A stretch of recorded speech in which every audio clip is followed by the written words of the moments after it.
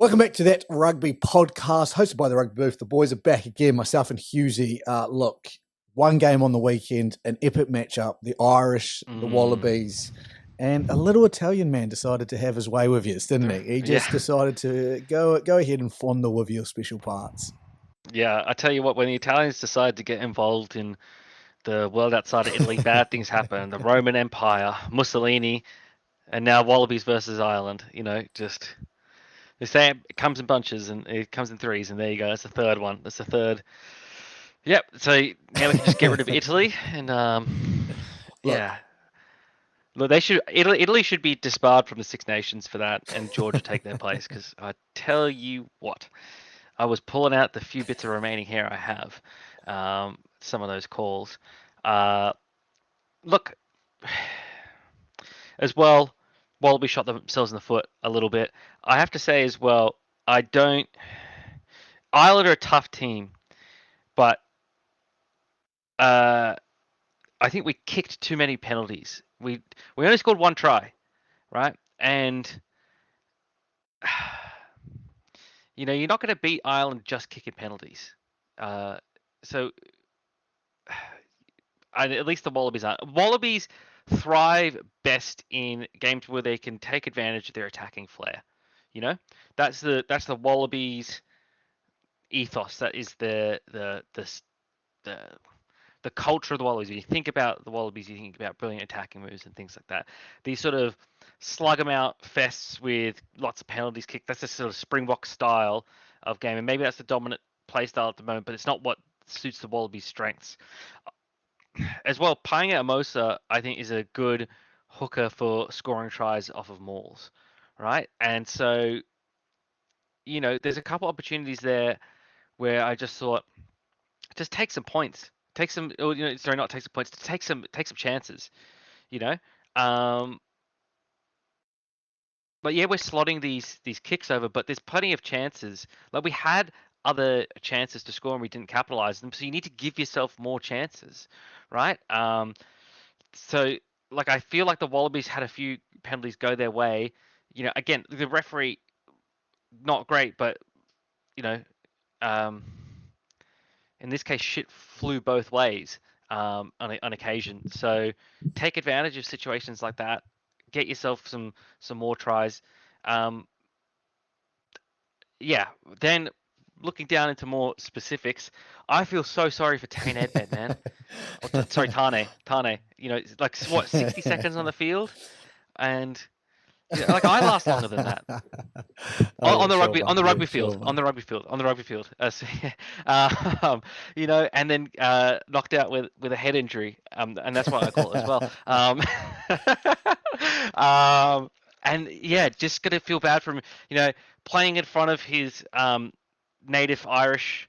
I mean, I don't think he's Irish, but just the red hair and everything. He must have felt like he was playing at home, and then to get taken out like that, very, very unfortunate. Taniela Tupou, again, that one play is an encapsulation of Taniela Tupou as a player. Makes a brilliant athletic move, does something that no prop of his size could do, and then makes a dumb decision and fucks it up. You live by the sword, you die by the sword with Taniela Tupou. Certainly, he's still got some growing pains, but the biggest part is, sort of as I said last week, we know what we have with Noah Lolesio, which is not a sort of A-level fly half. I think serviceable backup, serviceable finisher, even given how well he kicks. But you want someone with a little bit more direction steering the team around the park for the first 60, 70 minutes, I think.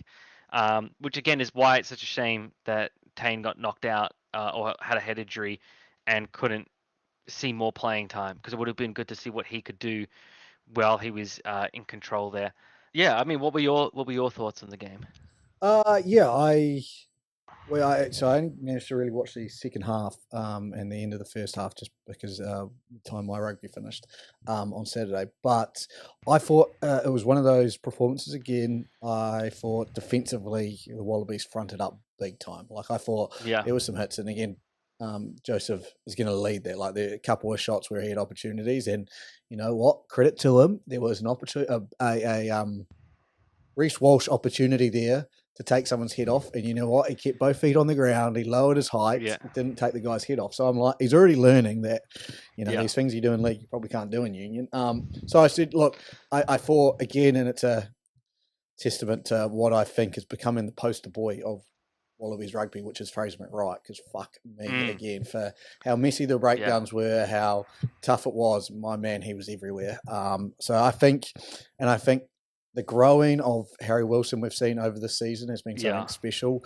I go that again. We talk about it like no Liam Wright was named captain, but you look at that back row and that's a world class back row when you see it now. The size of Harry Wilson, you've got Bobby, who's always going to perform well, and now Fraser McWright doing very Michael Hooperish type things. So I thought that was fantastic. McWright last year was great, but I think, and this is you don't often say this about great players, but I think he's the most improved player for the Wallabies this year because he's just elevated to such a high level. He's gone from a great player to an all-star.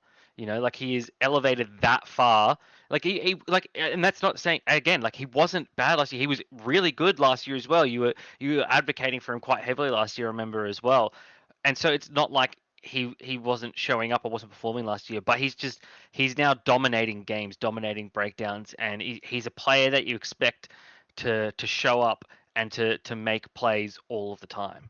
Yeah, I think if he performs like he's done this year for 2, 3, 4 years, we're going to start be talking about Pocock, Hooper, and McWright in those conversations. Yeah. You know, which is a great thing for Australian rugby. And you know, most people ask, like, who do you want to win this game? Because again, New Zealanders especially are rivals with Australia. But we love seeing a good Wallaby side because, as we've always said on this podcast, we're attached at the hip. You know, like if you're shit, we're probably going to be shit. If we're good, you'll probably be good as well. And we're lifting you there, and you're doing it on your own as well. I just think, and surely it makes winning the Bledisloe better as well when it's against a good Wallabies team. 100%. Like you beat Fraser McWright currently at the moment, you're pretty happy with yourself, and you saw how happy the Irish were to win that game at the end there. Like they were pretty pumped.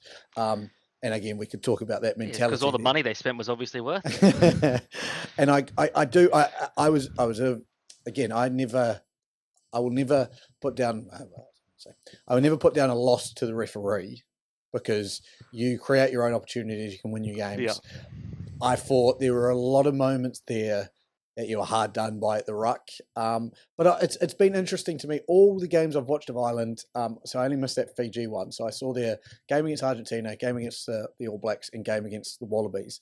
And every single game, their goal has been to make the ruck messy, and they've achieved it.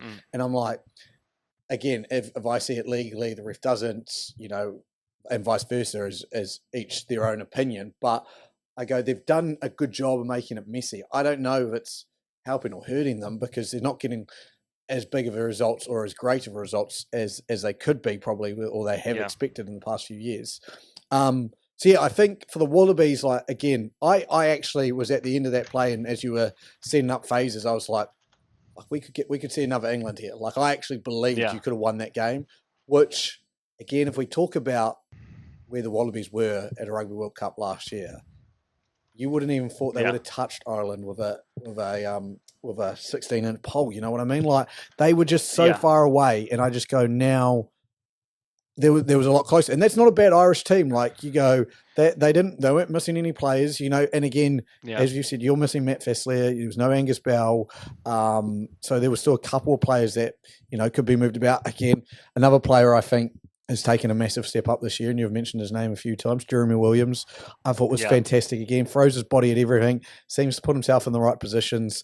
I was really, really impressed with the Wallabies, and I think that's the biggest difference is that you believe that they are in these games, right? You know, you think about even forgetting the Eddie Jones, you go back to the Dave Rennie era. There are a lot of these games that you don't believe that they were in, right? And that's been the biggest thing in these games this year, like all the way through.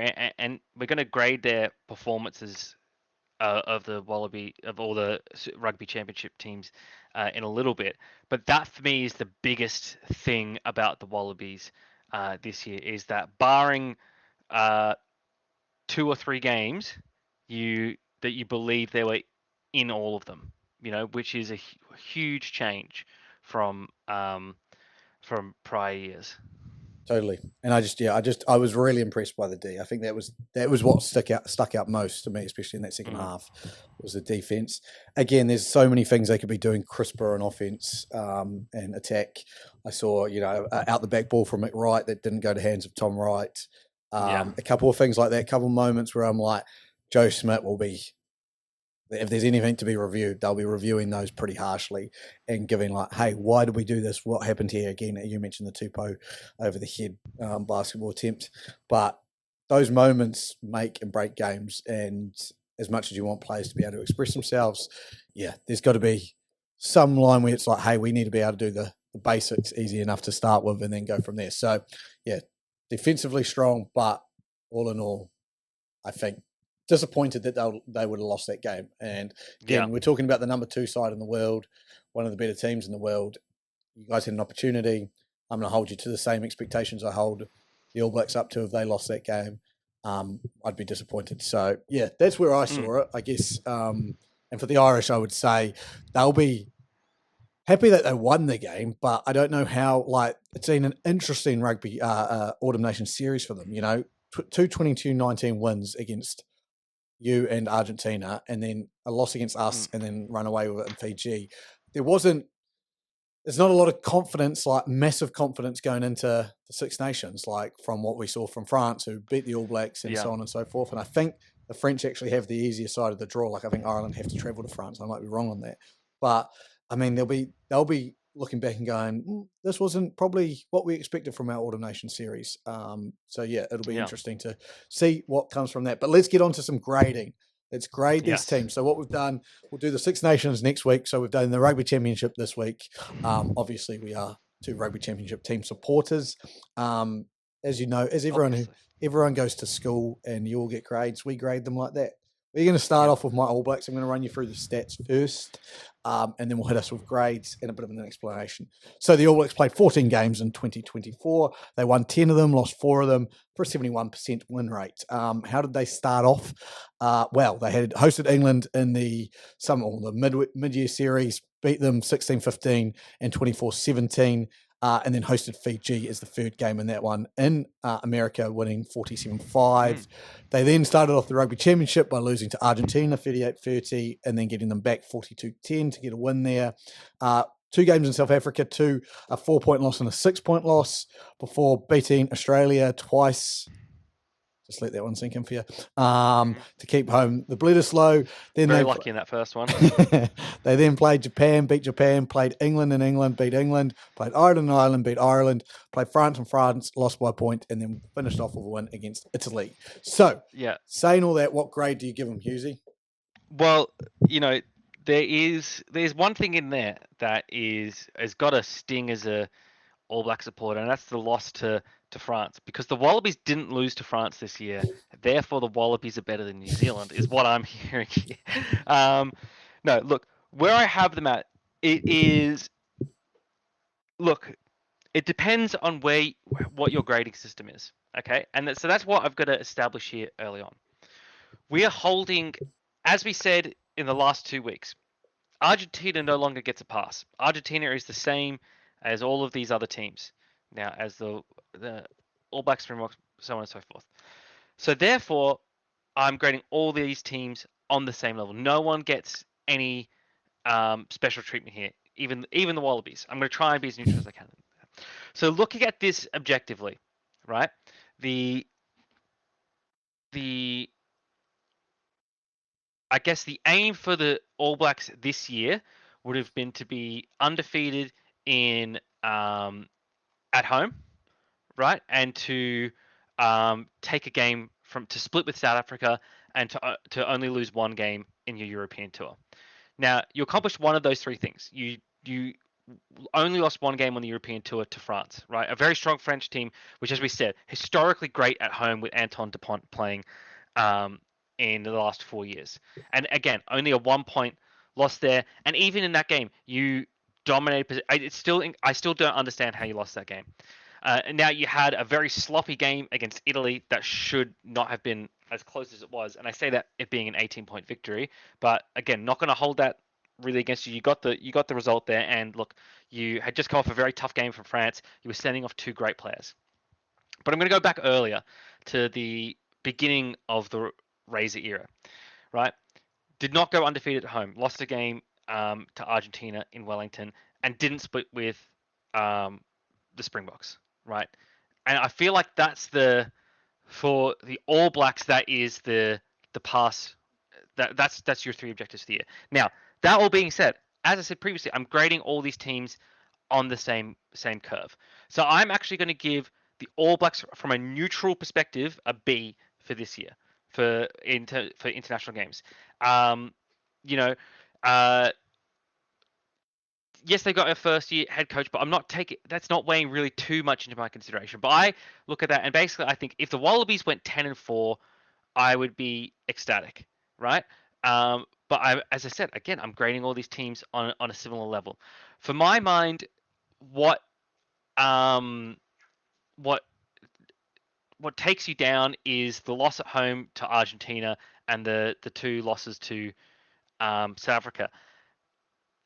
The two losses to South Africa, I'm not discounting. I'm not counting really. I'm not weighing that too heavily. But is the loss at home to Argentina, I think, is the biggest negative of your season to me. I think that's probably what most people would identify as the All Blacks' lowest point of the season, right? Yes, and then you responded well the next week, which is an important part of this as well. So the other important part is you've got to grade on, like, it'd be easy to grade on the progress of the team and stuff. I'm not weighing that too much. I'm just looking at this like, okay, how many games did they lose that they should have won? And realistically, it's one game. You lost one game that you should have won. The Springboks games, tough to play in South Africa, and even there were close games. Hence why I give them a B. There are a couple of other tight results in there that also drag you down from a B plus. The game against Italy, particularly, and then the first game against Australia in the Bledisloe, bring you back a bit, as well as the two losses to South Africa. So definitely not an A, because you didn't meet or exceed expectations. I would say you met expectations. Yeah, I am, and I agree. I tend to think it was a good year without being a great year. If you know what I mean? Yeah. So I went B minus, and my thinking was, look, again, as you said, I don't take Razor's first year too much into consideration because we already know he's a great coach.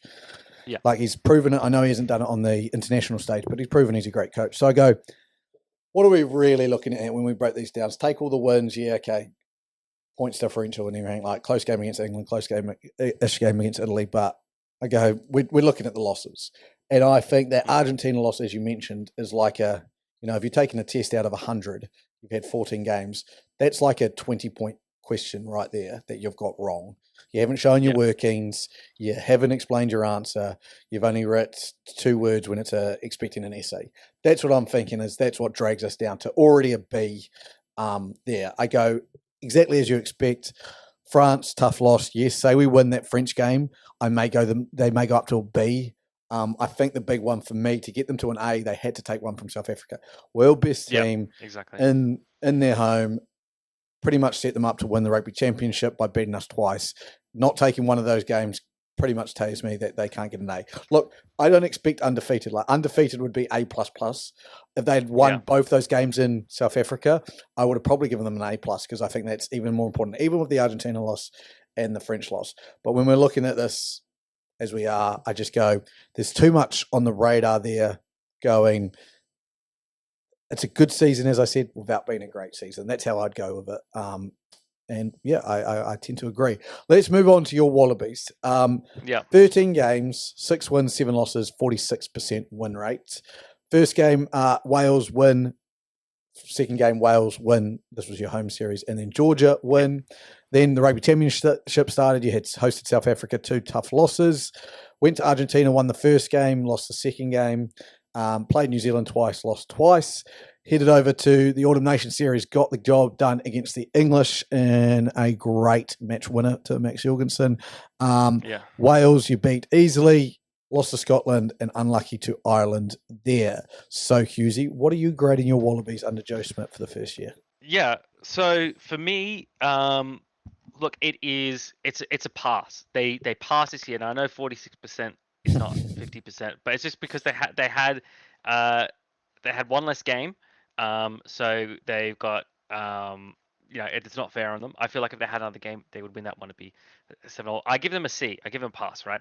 The reason I say that, and again, if I was grading it purely just the Wallabies on their year without consideration of the Rugby Championship, because we're grading them as Rugby Championship teams. We're not grading them as an individual team.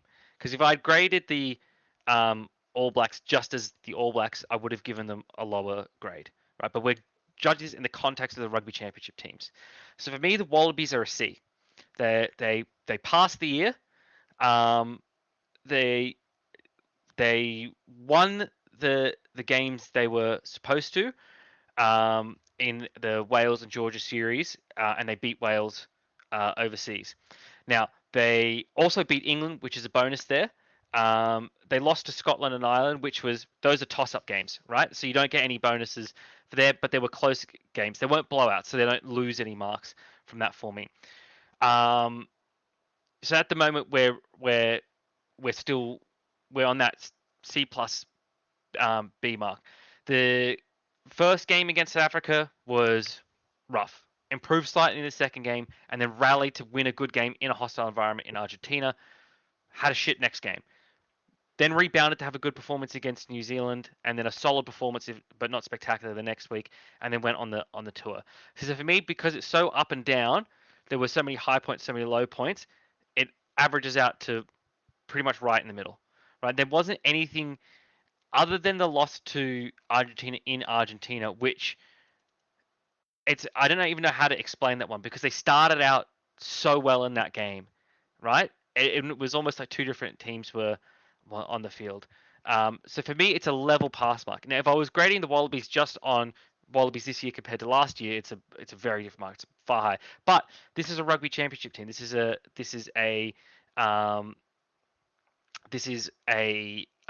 rugby championship standard we're expecting of them, right?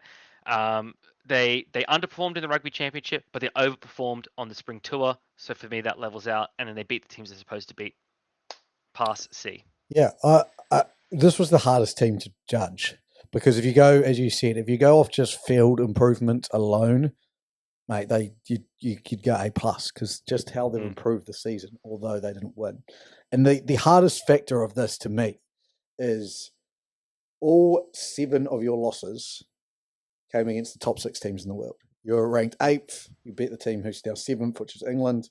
You lost to Scotland, you lost to Argentina once, you didn't play France, New Zealand twice, Ireland once, South Africa twice. So 5 of your 7 losses are against the top 3 teams in the world. That's nothing to hold your nose at. However, as we said, we've got to rank you based on, you fucking want to beat those teams, don't you? That is where the money's made. That's where the grades improve. Again, say you won this Ireland grade, I think my grade, which is currently sitting at a C minus, is probably bouncing up. I think if you win that Ireland game, if you take one from New Zealand, if you take one from South Africa, even if you took that Scotland game as well, you're probably pushing up. My thing is, you said, as you mentioned, that England win was really important to show that you could beat teams above you in there. And it kicked on what we saw, which I think was really good performances against Wales, which was your best performance against them, was that one in the end of the year tour. And then even though you lost to Scotland, it was for one half, you were in that fight. Again, fought against Ireland. It showed you could do it and you could win those games. So I go, look, that win's good. But if you want to get up to a B, you've got to beat at least one, if not 2 of those games, and win 2 of those games against those top 2 teams. What I see it as is, I'm giving this a C minus because you had opportunities, you didn't take them, but I've seen enough to go, you didn't fail this season. There was no failure. Again, as you mentioned, maybe that Argentina game when they got blown out, but even that, we're talking about the 5th best team in the world. We're talking about a team that went to New Zealand and won. Argentina are no slouches. So I went, you know what?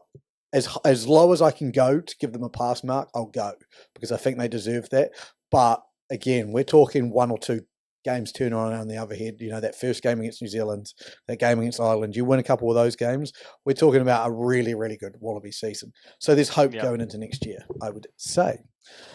Let's move on to the world champs. South Africa, the Springboks, 13 games, 11 wins, 2 losses for an 85% win rate.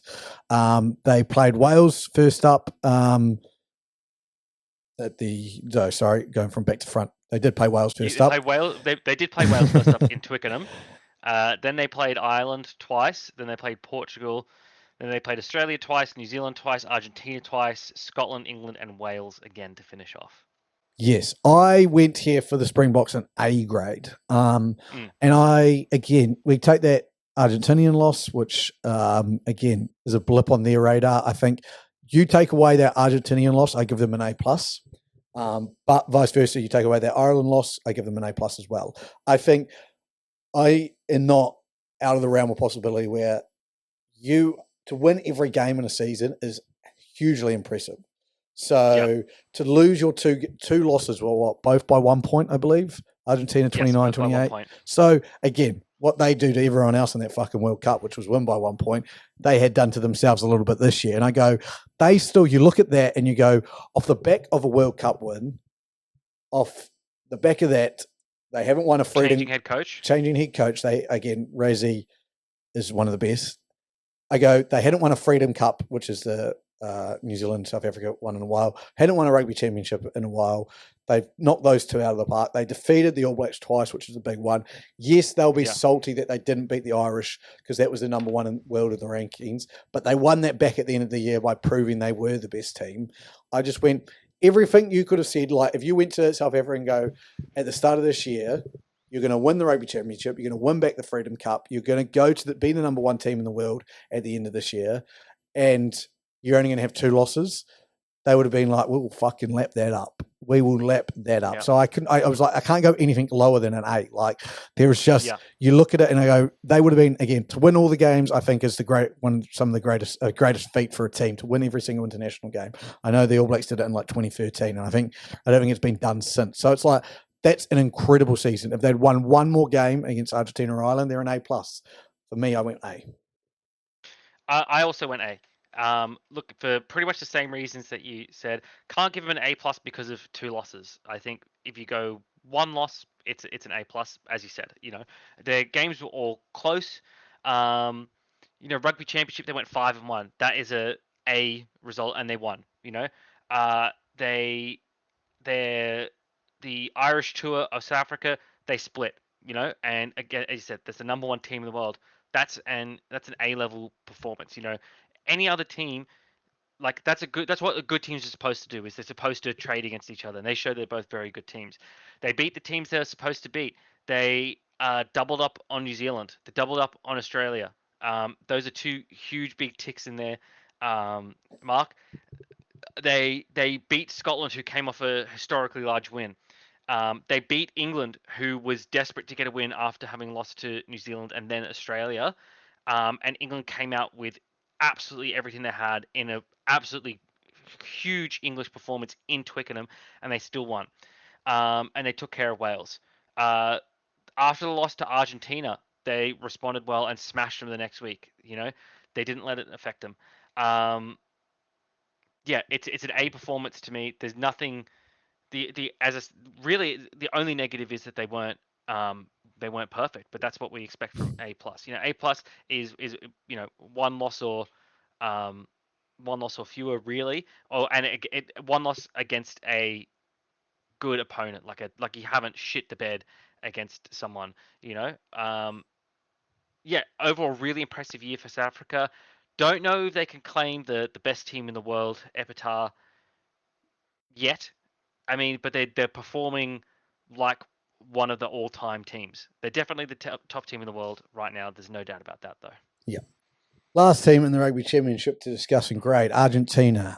They played 12 games, won 6, lost 6. They hosted France in the mid-year tour, lost the first, won the second. Then they beat Uruguay there. They then had the Rugby Championship where they started with a win over New Zealand.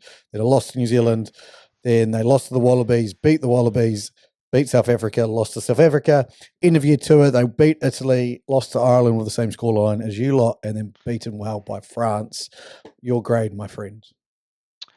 Yeah, look, as we said the last couple of weeks, we have to grade Argentina the same as we grade these other teams. I'm really torn between a C and a C plus for Argentina. Now, I am going to give them a C plus because they did take games from South Africa and New Zealand. So you have to respect the differentiation between that and what the Wallabies did. Their losses again were all to top teams in the world: Ireland, France, South Africa, New Zealand, and Australia. Right? Outside of Australia, that's Sorry, did you all say top tops. teams in the world? Oh, sorry. We're in the top 10. We're in the top 10. Right? And I was just about to say, outside of Australia, there's all top 5, 6 teams in the world as well, right? So, and even Australia is ranked within the top 10. So you have to respect that. The when they played against the poor teams, uh, they didn't do what we have seen New Zealand and Australia do this year at times, which was play down to their level. They still played up and over them and beat them better. Like New Zealand, you sort of sunk down to Italy's level a little bit in that test. Australia against Wales and Georgia at the start of the year sort of sunk down towards their level. You know, could be new coaching and things like that, but Argentina took care of business. Argentina had a new coach this year as well. The entire Rugby Championship had new coaches this year. But against the teams they were supposed to be, they played like Argentina. We saw improvement. So I have to differentiate them than the Wallabies. They had a better year than the Wallabies, right? They played one less game, uh, so they won the same amount of games. But I am looking at the quality of the wins as well, right? As well as the quality of the losses. So I have to give them a C plus to differentiate them.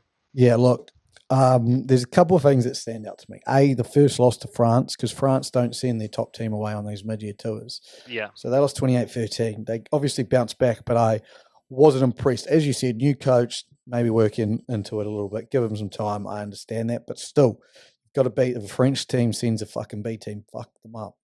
Yeah. The win against New Zealand, historic. Again, question's always been consistency for them. They couldn't back it up.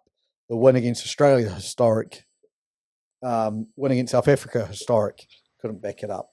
End of year tour, beat Italy, which they played fantastically. Should have really beat Ireland, if I'm being honest, and then well beaten by France. So I agree with you. I go, look, I think this was a great year for Argentina. I think I sit there and say the same thing. If you asked an Argentinian fan at the start of the year, you're going to beat South Africa, you're going to beat the All Blacks, you're going to beat France, you're going to beat the Wallabies in 1 year, they would take that. I think I've gone B, and the reason I've done it is it can't be an A with those that lost to France at the start. And I think the only reason I'd give it to A is if they showed some more consistency and fight in those backup performances, i.e. they beat the All Blacks, got smashed, beat South Africa, then got smashed. And then if they'd beat Ireland or France at the end of the year, I think you're starting to have a real conversation about one of their better years in world rugby. They're at their highest ranking, and I want to hold them accountable. But I go, as you said, they didn't lose to anyone below them in rankings. I know they lost to you, but below them in rankings other than you, and you as the Wallabies, I feel like it can be an outlier sometimes because you do have a good base. It's just you're obviously at a low point currently in the world rankings. So I go, look, for where they are, for where we expected them, for how they performed in the Rugby Championship, I go, look, it's a B. Yeah, look, they came third still. They didn't come in the top 2 of the Rugby Championship, which they will be gutted for, but they are there and they're performing and they're a lot better than they have been. I just went, when I look at it all, when I take all the factors into it, I think a solid B. So you're rating them higher than New Zealand? I think they had a better year than New Zealand. If you look at their year compared to New Zealand's year, I think you would take it into perspective. I know we're saying from a Rugby Championship point of view, but I would sit there, I'd go, if you asked Argentinians what you'd think of this performance at the start of the year, if you asked us New Zealanders, I think a lot of Argentinians would have been happier. But that's not what we're grading on here. We should be grading them all equally. No, I get that, but I think for their performances, I think that it was better. If you know what I mean, like I'm grading them based off as well that the quality of the games that they played. Exactly, and yeah, and that's fair enough. But you look again, we look, as you said at the start, they lost to a B-side French team. Yeah. Right? But hold at on. home. So this is what I'll pitch to you. This is the reason that they're higher grade than New Zealand. And every single one of those New Zealand games that they go in as favourites, they've probably won in all of the New Zealand games. And even against France, they may have gone in as favourites. Every single game that Argentina went into, especially the New Zealand, South Africa, and even probably the Wallabies ones, they were probably underdogs. You know, there's I don't not. think they were underdogs in the Wallabies games. It would have been close. It wouldn't have been as big of a margin as what New Zealand against the Wallabies get. You know what I mean? So I go, I'm basing this as well off the expectations of the rugby championship teams and the world as well that goes off it. I see what you're saying. Like, if we want to hold them to that accountable level, you'd go, 6-6, All Blacks wins 10-14. But I go, if you chuck in a Japan and a Fiji as two of the games, they probably go 8-6, and we're looking at those two. I go, when you actually start to think about it, other than that loss to France at the start of the year, I go, if they won that game and we're talking about a 7-5 Argentinian team, you would be like, that team is on par with the All Blacks. Yeah, but they didn't win that game against France. Look, if you take Fiji and Japan out from New Zealand, right? Let's go back to the All Blacks. Right, they beat England twice. They beat Fiji by a large margin. Right, traded games with Argentina, dropped both against South Africa. Actually, okay, maybe that's the point of difference. Is the trade against South Africa? But I think also, that's what you should have it on. Is the fact that they beat South Africa. But also, you're talking about those two English games. Now we look at England. England haven't beat a lot of people, and we struggled against England. But England have been competitive against everyone, including the top teams. But competitiveness is one thing, but results, again, if we look at it, England haven't beaten anyone. When you're talking about a French team that went over there, I know that Argentina's lost, and they were telling about a B team. But you look at France. France didn't lose a game in this Autumn Nation Series. Yeah. This is where I'm saying, I'm just seeing it, and I get it. Like, again, beating South Africa is a big talking point topic, but they won at home as well. So yeah, look, I could change my grade and go lower. I probably could, but I would say I would actually argue that you've probably ranked Argentina based on your rankings. I think you've probably ranked Argentina correctly, but you've underrated the All Blacks for their wins, especially for the All Blacks win against Ireland, right? And that's a 10-point win against Ireland. That's a very big win. 1 point loss to France, right? You know, those are critical games. If we're looking at Argentina in the same light and their quality of wins or competitive games, I see what you're saying. They're very close. I would say that their years are very close. And you could swing either way, and I could see the argument for Argentina saying that it had a better year because they split a game with South Africa, right? Because they split that game with South Africa, they only came third in the Rugby Championship because of bonus points. They had the same amount of wins and losses as New Zealand.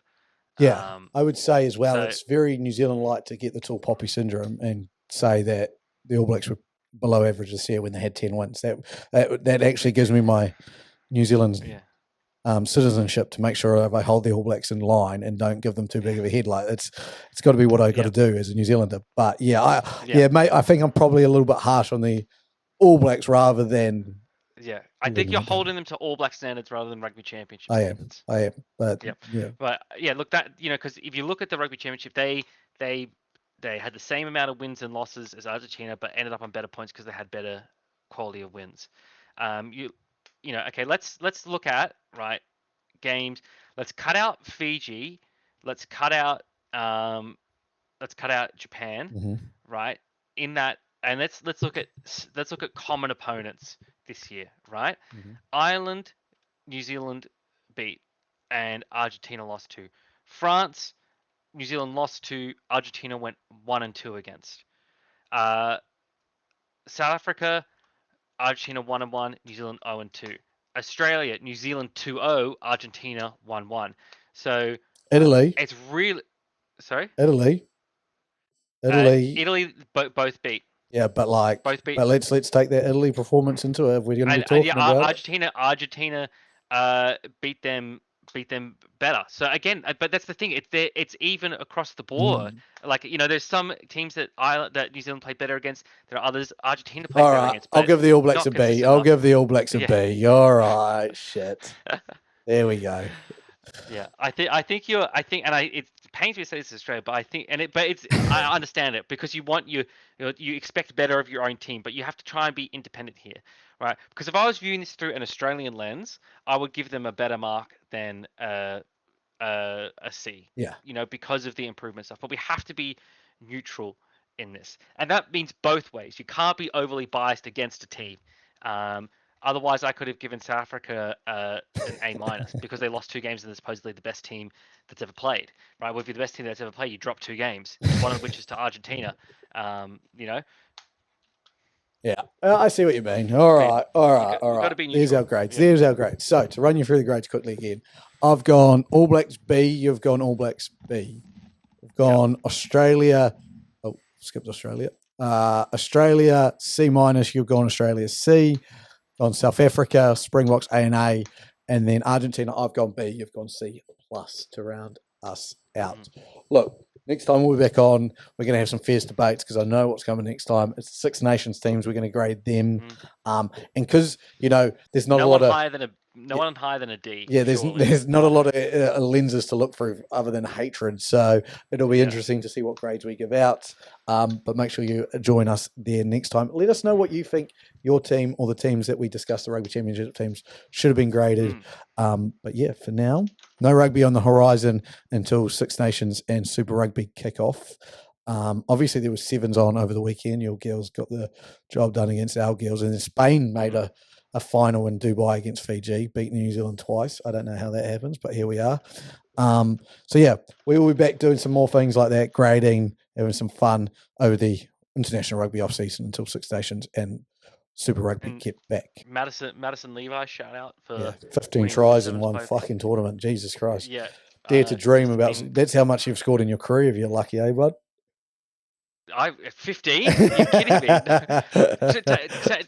I think in my career, I legitimately scored in contact rugby 3 tries. I was a prop, mate. They did not put the ball in my hands.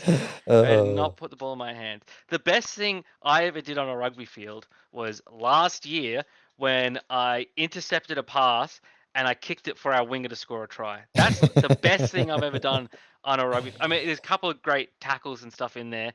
And there was a day when I played 3 consecutive games at front row for school because we had decimated front row stock. So I played fourths, thirds, and seconds all in the same day, and we went 3-0. That's about the highlights. That's the highlight of a front rower's career. That's the highlights of a front rower's career. You got that intercept and you kicked that ball and then you walked off the field and said, "I'm done. This is that's the peak. That is the height of my career there." I didn't walk off the field because it was the last play of the game.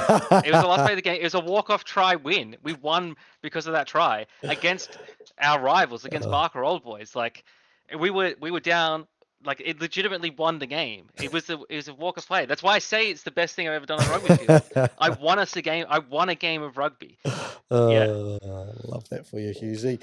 All right, we will be back again next week, same time, same place. So join us then. Thank you for joining us. So today, we will see you later. Goodbye. Peace.